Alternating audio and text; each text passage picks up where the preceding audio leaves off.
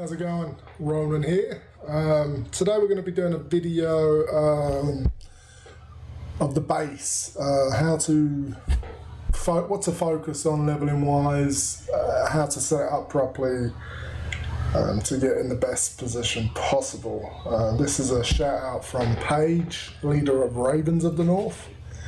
He has asked me to do something like this, so I'm happily going to do a short video on it. Basically just a few members have asked, how I've leveled, and this is my preference. This isn't the right way necessarily, this isn't the wrong way, or the way you're doing it isn't wrong. This is just the way I do it to fit my needs as far as this game goes, basically.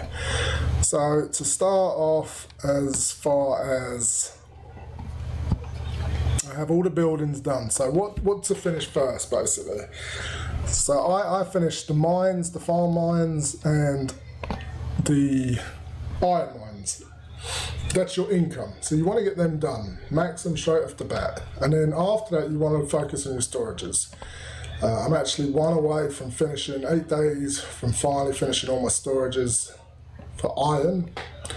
And then I'm 3 away from finishing my food storage, and then that completes that completely, and then all that's left is the house, and I don't really care about that. I will do it because I'm going to have the iron, so it's not going to hurt.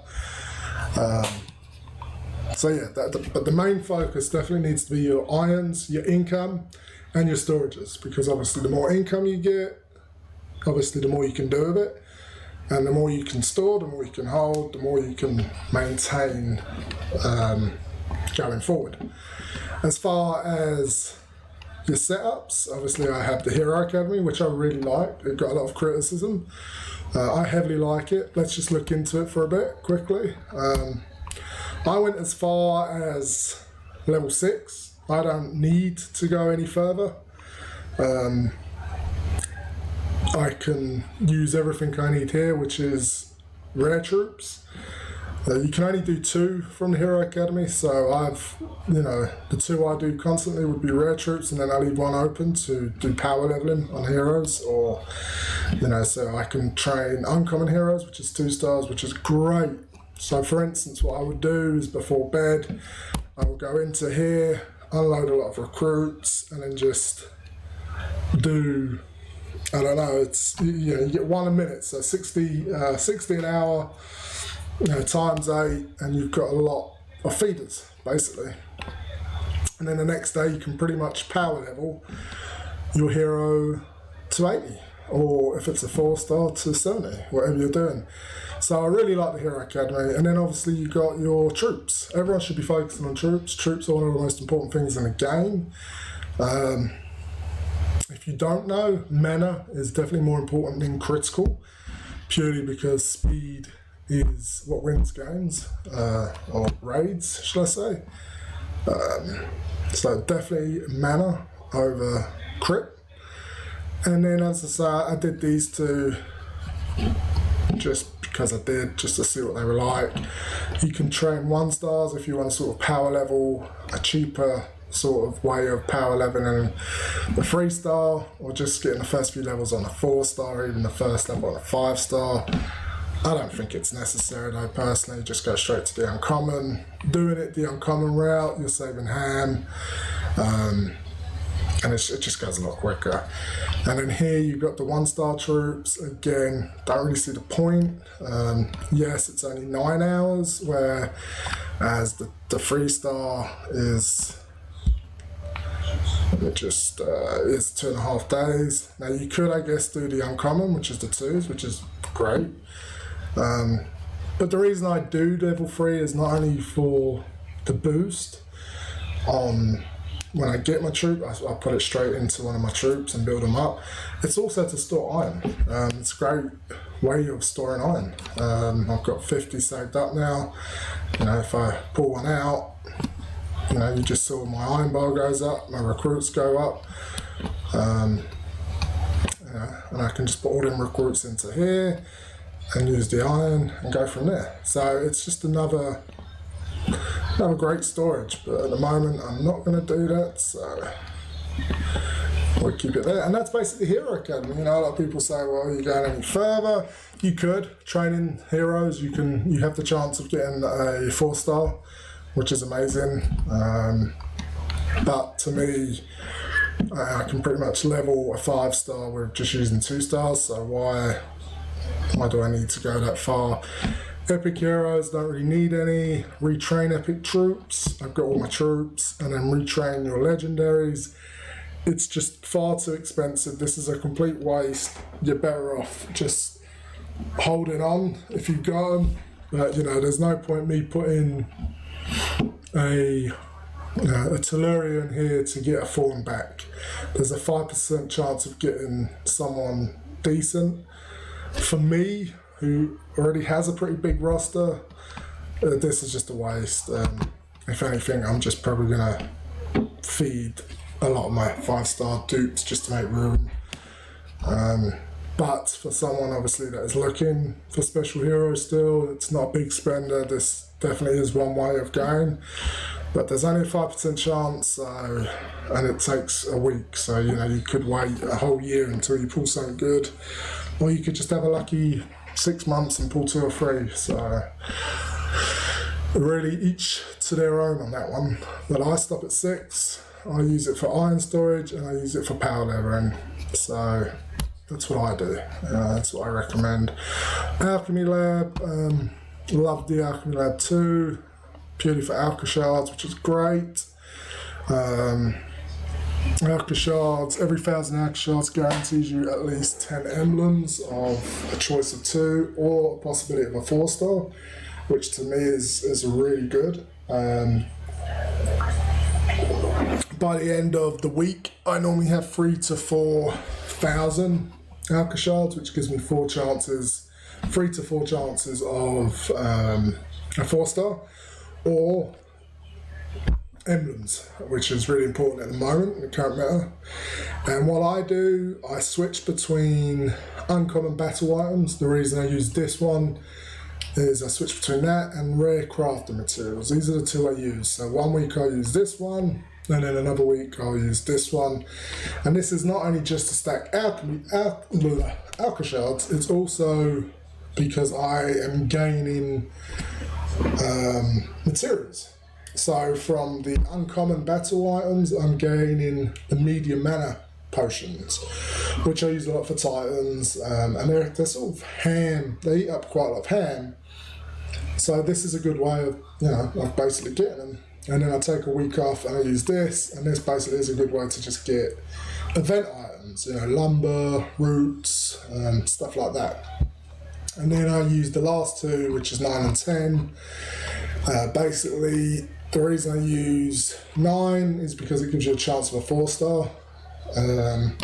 However, if you are free to play, you know, 9 does cost 100 gems per week. If you, personally, I think it's you know, if you say you just use the VIP, I mean, so it's sort of 3.5 days of VIP, we'll pay for that, and then the rest will pay for your chest. So it's still a good investment because, you know, if you get a 4-star, that pays for it right there. And then lastly, I use 10, and the only reason I use 10 is just because I have a lot of 4-stars. You know, I use D-blades and tomes, and then with them, I hope to get one of the middle 5. But as you can see, I'm quite wealthy in items, you know, 17 rings, 12 scopes, 11 darts. The only thing I'm low on, and I've just recently leveled Zoc, is the tomes. And I have no greens at the moment, so by the time I get the next green that I want to level, I'll have that ready. But this is also a great resource of just stacking items using, you know, D-blades and tomes, and go from there, really.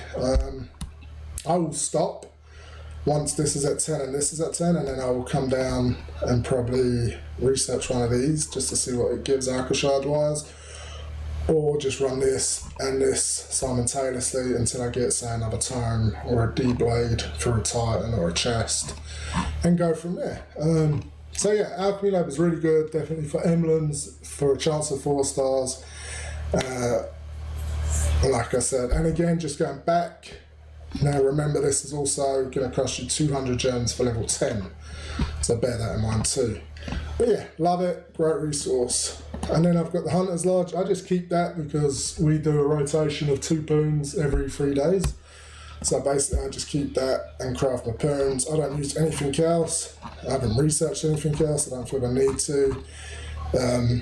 If you're struggling with Titans, the good things you could use would be Scroll of Alterations. Valkyrie's Bane is really good. Even Panickers, whatever, Panaceas, and Titan Banners. But for me, I don't need it. I just use it for the harpoons. And then I keep these 3 up here because I still have my forge down here, which I use just for general items, so potions, you know, Titan items, so time stops, tornadoes, and just items in general for events.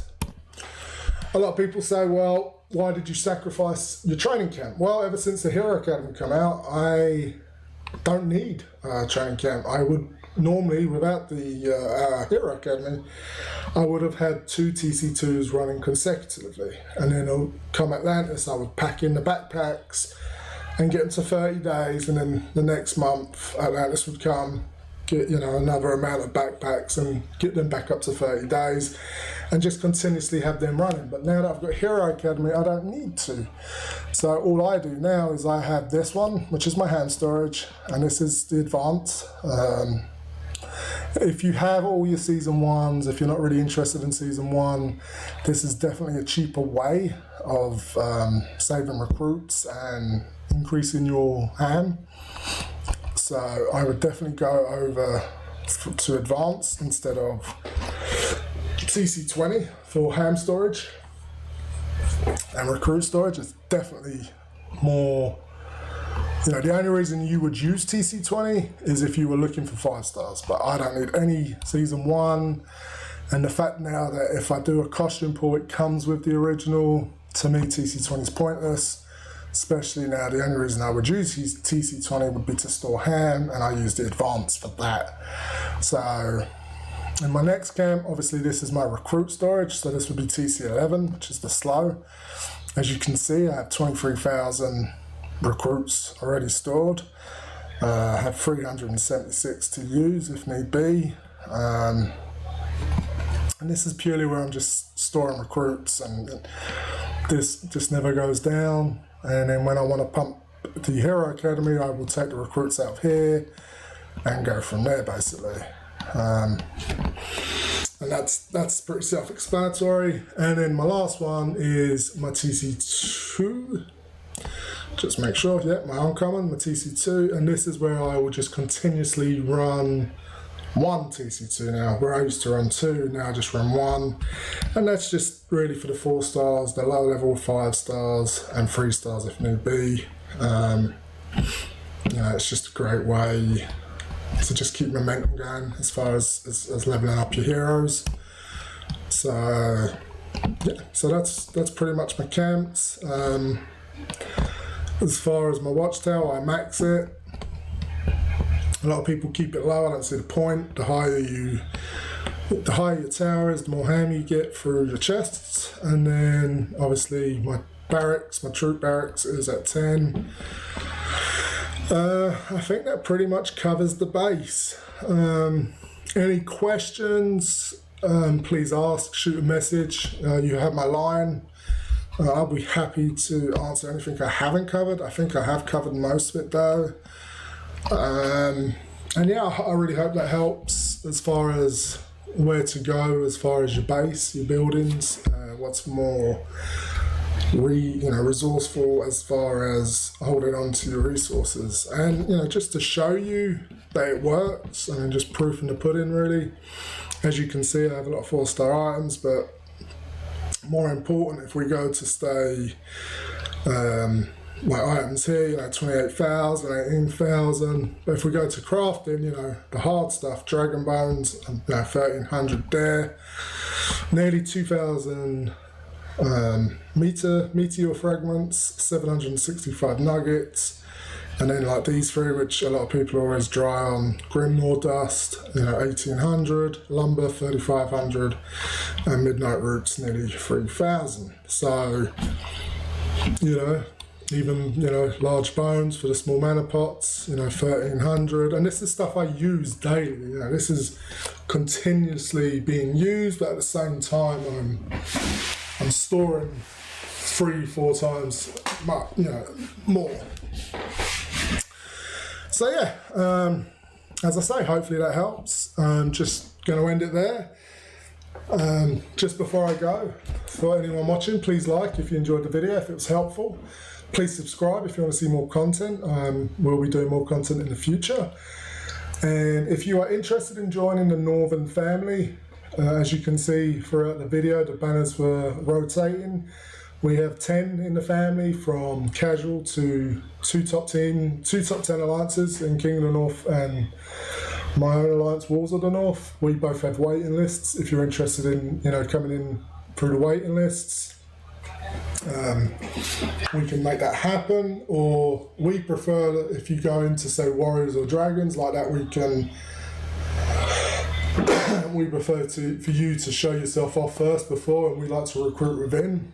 But however, we do have waiting lists, and Warriors and Dragons are both top 100 teams as well. Both very strong, both have good leaders. And then if you want something a little bit, to take a step back, top 500, we've got Wardens of the North. Again, Mudhoney, great leader, very organised.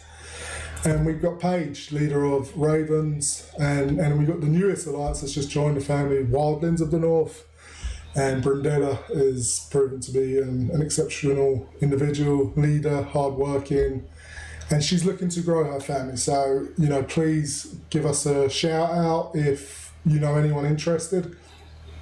We would be happy to welcome anyone, any level.